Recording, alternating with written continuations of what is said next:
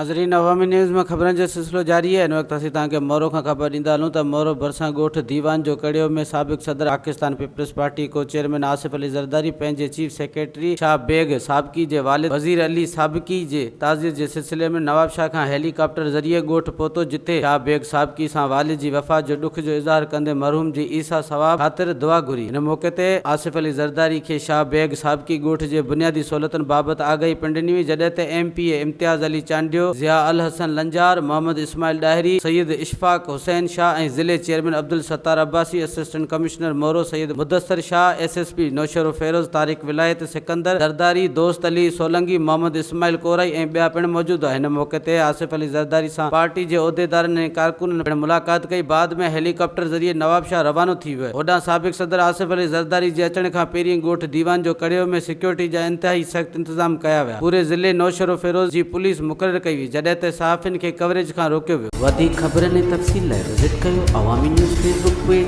YouTube page ऐं अवामी news website.